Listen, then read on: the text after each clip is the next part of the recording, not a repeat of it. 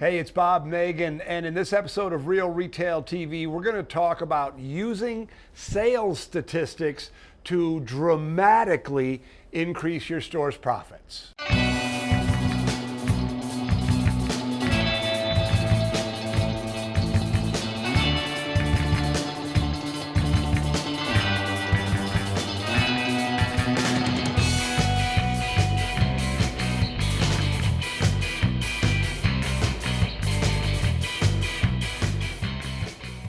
So there's a wonderful quote attributed to Peter Drucker, the legendary management guru. And he said that if you can measure it, you can manage it. And if you can manage it, you can improve it. And this absolutely holds true with today's topic about selling statistics. So let's think about this for a moment. Your store's job, the reason your store exists is to sell merchandise. It's not to look pretty, it's to sell stuff. And the more effective you can be selling stuff, the more money you're going to make. Now, what we're talking about here is performance. And let's use a metaphor. And the metaphor is sports. And the higher the level that you get to in sports, the more coaching there is and the more statistics they use. In baseball, Little League, they're not looking at any statistics generally. You get to high school, there's a, sort of a basic set of statistics. Batting average, strikeout, errors, there's a very limited set of statistics. But by the time you get to the major leagues, there are in-depth analysis of everything, offensive efficiency, defensive efficiency. So the more sophisticated you can become with your use of statistics, the more you're going to be able to coax performance out of your team. So let's take a look at the 4 main statistics for you to look at and to coach to. The first one is average sale. And average sale is your most important statistic. And, if I had to focus on one statistic to start, it would be average sale. And average sale is generally a function of people being comfortable selling higher priced goods and adding on. There's more dynamics, but if somebody has a low average sale, that's generally where I start coaching. Are you comfortable selling the good stuff, and are you adding on skillfully?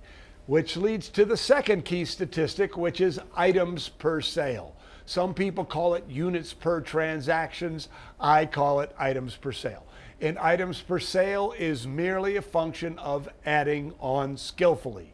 If you have the Retail Sales Academy or the add-on masterclass, you know that there's nice to have add-ons, there's must-have add-ons, there's transitional add-ons, there's add-ons at the counter, there's add-ons when you're making the sale. There's lots of ways for you to add on to the sale, but there's big money in adding on. And when you and your team add on skillfully, your customer gets a much better experience. The third statistic is sales volume per hour. Now, sales volume per hour is a little trickier, but it's still important. Your team is filled with people who like to do things, isn't it? You have people who like to tidy up. You have people who like to check in merchandise. You have people who like to work on displays.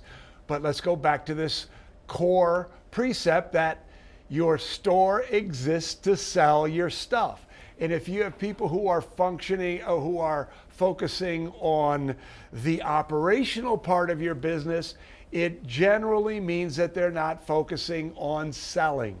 So if somebody has let's say they have a high average sale but a low sales volume per hour, what it means is that they're a skillful salesperson, but they're not selling enough. So it just gives you insights into what your people are doing. Now, I'll just share a quick story with you that may resonate. In fact, it probably will resonate. When I started keeping statistics and watching statistics at the Mackinac Kite Company, I immediately noticed that my best salespeople, the people who had the highest sales volume per hour and the highest items per sale statistics, also had the lowest sales volume per hour. And I thought, why is that? The reason was I was not good at training, and therefore the people who had the most experience and therefore were the best salespeople were also the only people who knew how to do a lot of the back of the house functions. How do you print labels? How do you check things in? So what that meant was that my best salespeople were in the stock room doing the operational tasks, and my rookies were out on the floor. That showed me that I needed to focus on training the rookies to do the back of the house operational stuff so I could have my superstar salespeople out on the floor. Here's the cool, fun, interesting thing. Once you start to understand how to read the tea leaves in your sales statistics, you can really coach to improve performance. Now, the fourth key statistics is conversion rate. And conversion rate measures how effectively you are converting the percentage of people who come into your store into sales. And if you have a destination store, so for instance, we had a client who had a quilt store that started out as an e-commerce store.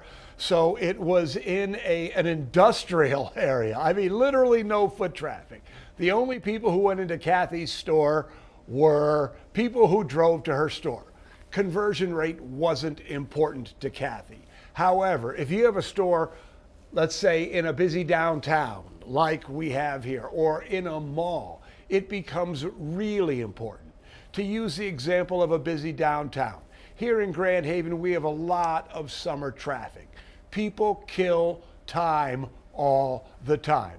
They are what I call casual traffic. They're just walking around. You've got good windows. They walk in, they say, hey, this store looks all right. Let's go in, right? Or if I'm shopping with Susan, she may want to go into a store I don't want to go into, but we'll go in and walk around. Conversion becomes really important here. In fact, it's almost critical if you are in high traffic, lots of casual traffic locations. Because your team's ability, meaning their skills at getting into a conversation and actually converting those people, is really critical to your selling, to realizing your sales potential. So if you were at the Big Leap last week, you now understand the importance of sales training. And so what we're doing here is we're showing you opportunities to coach.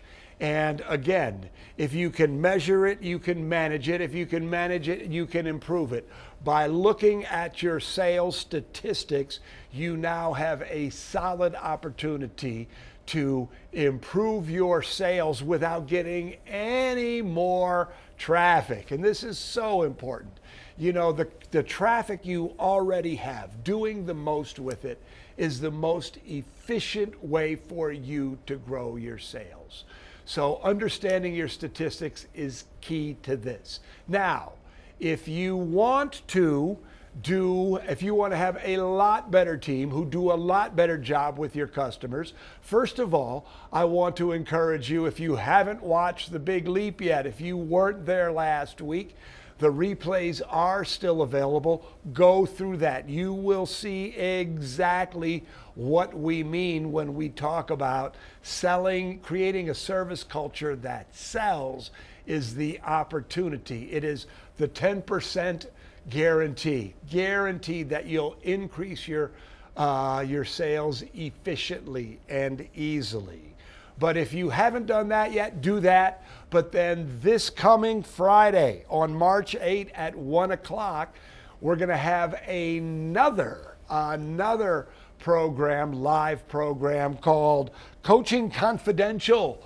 the inside scoop to success. And what we're going to talk about in that webinar is how you use statistics, how you coach the statistics to even crank up the performance of your team even more. So 3 things. 1, if you haven't watched The Big Leap yet, go back and do it. 2, if you haven't looked at the Retail Sales Academy yet, do it. And 3, put it on your calendar on Friday, March 8, 1 o'clock, to learn how to coach more effectively. Put it on your calendar and be there. I'm Bob Nagin, to your success.